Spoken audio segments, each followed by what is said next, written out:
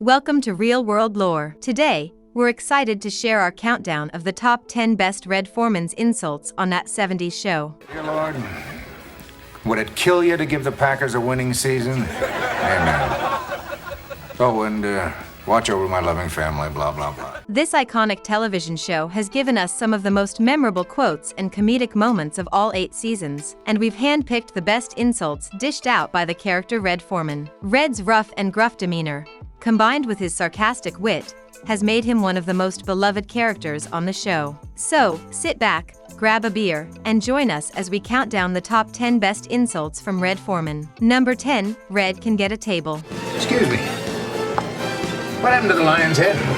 Burned down. 5 dead. Real sad. Welcome to Flanagan's. May I take your name? We've all experienced the annoyance of trying to get a table at a busy restaurant. However, in this moment on that 70s show, we see Red Foreman's quick thinking and sharp wit in action. He accidentally takes Kitty to a rowdy family restaurant, believing it to be a fancy establishment, but the old spot has actually burned down. Despite this setback, Red remains confident in his choice and approaches the host's desk to inquire about getting a table. Here's $20. All right, we'll have something in about 15 minutes. You don't want this place to burn down twice, do you? All right, we have something right now.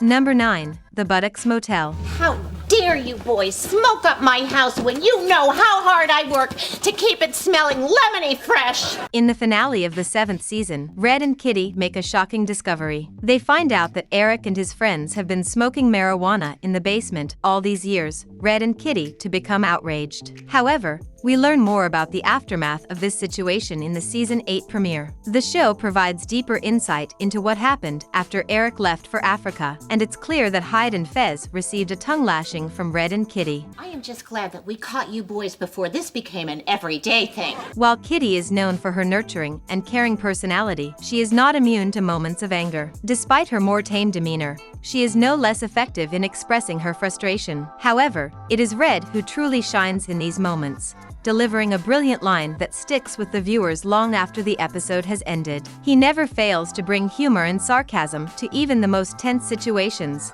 making for a memorable viewing experience. You morons just hung vacancy signs on your asses, and my foot's looking for a room. What they don't seem to fully grasp is that this was really an everyday thing. But hey, maybe it's just better that way.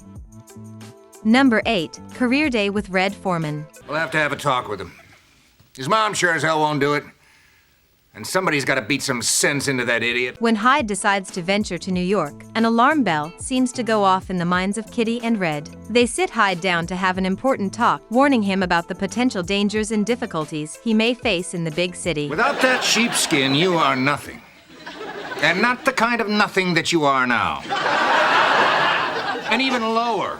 More pathetic nothing. As Kitty goes on about the dangers of crime-riddled streets in New York, Red seems to have a more practical concern. He is focused on what Hyde would do for work in the big city. Mr. Foreman adds to their concerns, pointing out that it's not just the competitive job market that Hyde needs to worry about, but also his lack of experience and credentials. What are you gonna put on your resume? Dumbass? Yes, Hyde, a good resume is important. Number 7, Distance Equals Love.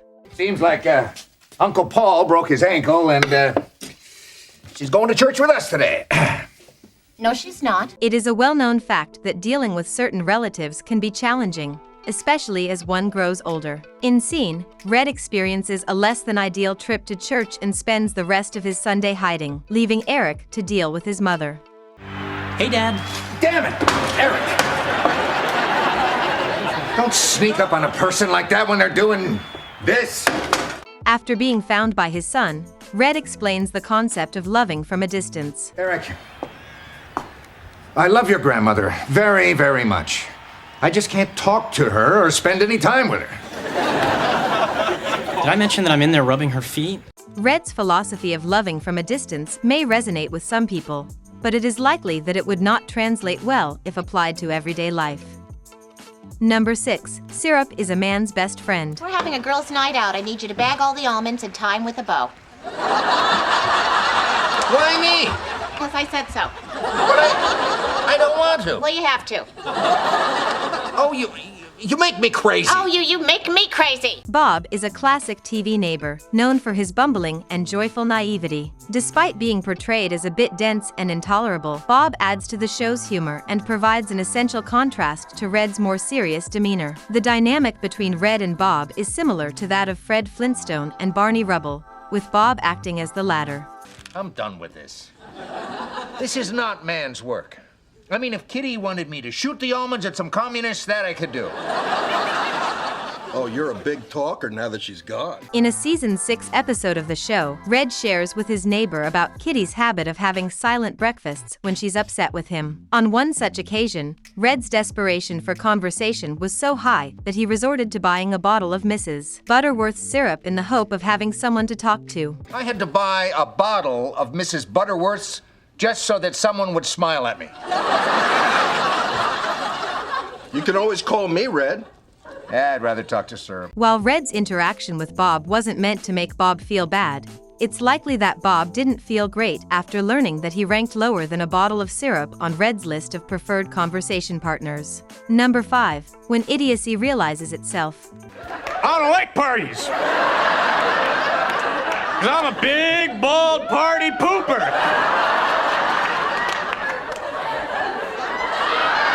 The holiday party thrown by some of the gang is loaded with refreshments and festivities, making it a memorable moment for the show's viewers. However, the real standout scene happens after the party, when Kelso and Eric return to Eric's home and Eric complains of a headache. This prompts Red to deliver a savage line that has become one of the most memorable quotes in the show's history. My head hurts. That's your brain trying to comprehend its own stupidity. The lack of anger displayed by Red in the situation is surprising, especially given his tendency to become easily irritated and express his frustration. However, in this case, it seems that Eric has already gone through enough and Red has decided to take a more sarcastic approach. Ho, ho, ho. Dumbass. Number 4. Red's final wish. We're not sure what it is about this episode, but Mr. Foreman was at the top of his game, having made a brutal remark about Bob earlier. Yeah, but you know what they say about Bob. He's stupid. Red is back to his grumpy and condescending self, throwing a party and making a toast that will be remembered for a long time. And I just want to say, when my time comes, I want to be buried face down, so that anyone who doesn't like me can kiss my ass. Despite the others not initially sharing Red's point of view, when Kitty reacts and starts laughing, everyone eventually joins in. There's something about his humor that makes it hard not to agree with him on this occasion. Life is too short to spend it with people who annoy you. I just want to spend it with people I really, really love. Like you.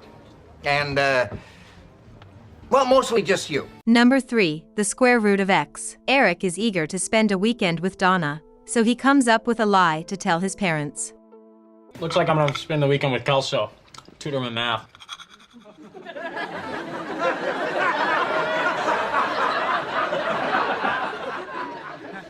Really?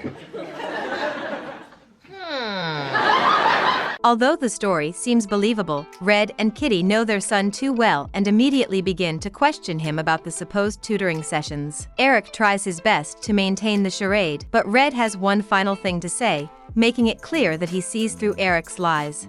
But I'll be watching the news. And if anything is vandalized, or explodes, or catches on fire, X is going to equal me kicking your ass. Knowing the antics of Kelso and Eric, it's understandable why Red would be skeptical about their supposed plans. His doubts are confirmed when he finds out the truth about what his son is really up to, leading to a humorous situation.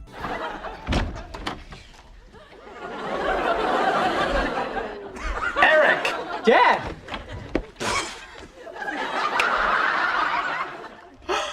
Hey, it's Big Red! Number 2. Eric's luck explained. Eric made out with Kate. Anything else? Your son is a whore. We can all probably agree that Donna is for the most part good for Eric, So imagine the disappointment Red must feel when he learns that Donna is mad at his son because he cheated on her. When confronted by his father, Eric tries to place the blame on sheer bad luck instead of taking responsibility for his actions. Donna is such a sweet kid. How could you do this to her? I don't know. You know, it seems like bad things are always happening to me. Like I have bad luck or something. Red is known for his straightforward demeanor, and in this instance, he doesn't disappoint. When Eric tries to deflect the blame for cheating on Donna, Red can clearly see through his excuses and doesn't hesitate to deliver the most brutally honest remark. His no-nonsense approach and unwavering moral code make him a character that elicits both respect and fear. The reason that bad things happen to you is because you're a dumbass.